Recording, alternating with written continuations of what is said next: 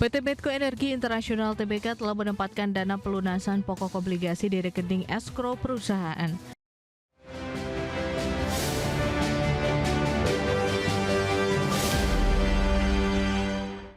PT Medco Energi Internasional Tbk telah menyiapkan dana pelunasan pokok obligasi senilai 600 miliar rupiah.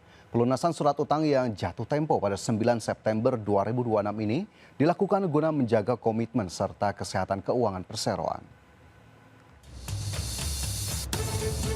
PT Medco Energi Internasional Tbk telah menempatkan dana pelunasan pokok obligasi di rekening escrow perusahaan. Berdasarkan keterbukaan informasi Bursa Efek Indonesia, nilai pokok obligasi berkelanjutan 4 tahap 1 tahun 2021 seri B tersebut mencapai 600 miliar rupiah. Direktur Medco Energi Beni Setiawan menyatakan dana pembayaran kupon yang terutang juga telah diamankan pada rekening giro perusahaan. Seluruh pembayaran pelunasan dipastikan akan dieksekusi secara tepat waktu sesuai jadwal pada 9 September 2026 mendatang. Sumber dana pelunasan pokok obligasi ini berasal dari hasil penerbitan obligasi berkelanjutan 6 tahap 1 tahun 2025. Aksi korporasi yang digelar pada Juni 2025 lalu tersebut berhasil menyerap total nilai emisi mencapai 1 triliun rupiah. Manajemen menegaskan sejak awal perolehan dana obligasi tersebut memang diproyeksikan untuk refinancing atau pelunasan utang jatuh tempo tahun 2026. Hingga saat ini perseroan memastikan tidak ada perubahan rencana material terkait komitmen pelunasan surat utang tersebut. Adapun obligasi seri B yang akan dilunasi ini memiliki tenor 5 tahun dengan penawaran kupon tetap sebesar 8,5% per tahun. Instrumen penerbitan tahun 2021 tanpa jaminan khusus ini sebelumnya mengantongi peringkat IDA Plus dari Pevindo. Dana hasil penerbitan awal kala itu dimanfaatkan perseroan untuk membiayai kembali utang belanja modal serta akuisisi aset. Penyiapan dana pelunasan ini mempertegas komitmen Medco Energi dalam menjaga kepercayaan para investor pasar modal. Berbagai sumber IDX Channel. Kita beralih ke informasi lain, pemirsa. Menteri Pertanian Amran Sulaiman memastikan harga telur dan daging ayam mulai berangsur normal usai aktivitas sekolah kembali berjalan dan kembalinya program makan bergizi gratis. Adapun saat ini harga pembelian pemerintah untuk ayam hidup ditetapkan sekitar Rp25.000 per kilogram, sedangkan telur ayam ras sebesar Rp26.500 per kilogram. Menteri Pertanian Amran Sulaiman memastikan harga telur dan daging ayam mulai berangsur normal usai aktivitas sekolah kembali berjalan dan kembalinya program makan bergizi gratis sebagai penyerap hasil produksi peternak. Amran menyebutkan pihaknya akan terus memastikan harga kedua komoditas tersebut dijaga agar tidak jatuh di bawah harga pembelian pemerintah atau HPP. Terlebih, MBG disebutkan sebagai off-taker untuk produksi pertanian 160 juta petani, peternak hingga pekebun. Adapun saat ini harga pembelian pemerintah untuk ayam hidup ditetapkan sekitar Rp25.000 per kilogram, sedangkan telur ayam ras sebesar Rp26.500 per kilogram. Kami juga tadi pagi-pagi bersama Kepala BGN, kita sudah sepakat menjaga harga komoditas pertanian khususnya ayam dengan telur. Jadi nanti dikontrol harganya tidak boleh di bawah harga pembelian pemerintah.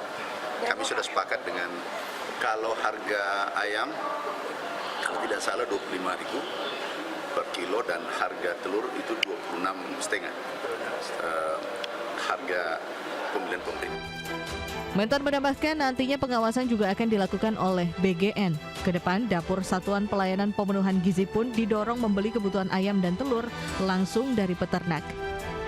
Jakarta, Ade Firmansyah, IDX Channel. Pemirsa, anak usaha PT Solusi Sinergi Digital Tbk resmi menerbitkan obligasi berdenominasi yen Jepang atau Samurai Bonds senilai Rp2,4 triliun. Penerbitan surat utang ini dilakukan untuk mempercepat ekspansi jaringan digital serta infrastruktur telekomunikasi perseroan. PT Integrasi Jaringan Ekosistem atau WIF resmi meluncurkan Samurai Bonds berdenominasi yen di pasar modal Jepang. Anak usaha emiten dengan kode saham WIFI ini menerbitkan surat utang dengan total nilai emisi mencapai 21,4 miliar yen atau setara dengan 2,4 triliun rupiah. Aksi korporasi tersebut telah terlaksana pada 24 Juli 2026 lalu. Direktur Utama PT Integrasi Jaringan Ekosistem Hendrik T. mengatakan penerbitan obligasi ini berhasil memperoleh peringkat BBB+ dari Japan Credit Rating Agency. Penerbitan Samurai Bonds tersebut terbagi ke dalam 2 seri instrumen investasi jangka panjang. Seri pertama memiliki tenor 3 tahun dengan nilai penerbitan 19,4 miliar yen serta tingkat bunga 3,4% per tahun. Sementara seri kedua berjangka waktu 5 tahun senilai 2 miliar yen dengan tingkat bunga sebesar 3,92% per tahun. Seluruh dana hasil penerbitan akan dialokasikan untuk belanja modal perluasan jaringan Fiber to the Home atau FTTH. Selain pengembangan infrastruktur digital, dana segar juga dimanfaatkan untuk kebutuhan modal kerja serta pelunasan fasilitas utang perseroan. Manajemen menegaskan aksi korporasi ini memberikan dampak positif terhadap struktur keuangan grup melalui pendanaan bersaing, kapasitas operasional, serta mendukung pertumbuhan bisnis berkelanjutan. Pihak perseroan memastikan penerbitan instrumen ini telah memenuhi seluruh regulasi otoritas keuangan Jepang. Berbagai sumber IDX Channel. PT Indonesia Kendaraan Terminal Tbk membukukan laba bersih sebesar 103,28 miliar rupiah pada semester 1 tahun 2026. Penurunan kinerja sebesar 9,3% ini dipicu oleh tekanan geopolitik global serta perlambatan impor kendaraan nasional. PT Indonesia Kendaraan Terminal Tbk mencatatkan penurunan laba bersih sebesar 9,3% menjadi 103,28 miliar rupiah pada semester 1 tahun 2026. Penurunan kinerja ini dipicu eskalasi konflik di Timur Tengah yang mengganggu rantai pasok otomotif global.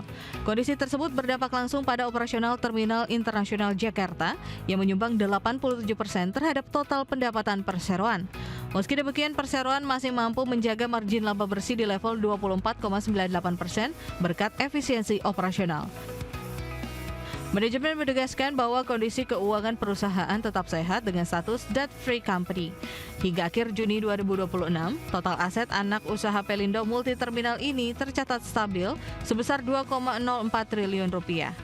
Sementara itu, aset lancar perseroan tercatat meningkat 4,01% menjadi 1,21 triliun rupiah dari posisi akhir 2025 sebesar 1,17 triliun rupiah.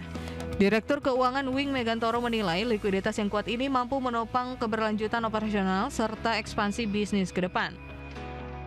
Sementara itu, harga saham emiten IPCC ditutup melemah 5,4% ke level Rp1.140 per saham pada perdagangan Senin 27 Juli 2026. Pelemahan harga saham tersebut merupakan bentuk respon pasar modal terhadap rilis laporan kinerja keuangan semester pertama perseroan. PLT Direktur Utama Bagus Dwi Poyono optimistis, tekanan geopolitik global ini hanya bersifat tantangan jangka pendek bagi industri logistik. Perseroan akan terus memperkuat strategi Integrated Auto Solutions serta efisiensi biaya guna menjaga daya saing bisnis. Berbagai sumber IDX Channel.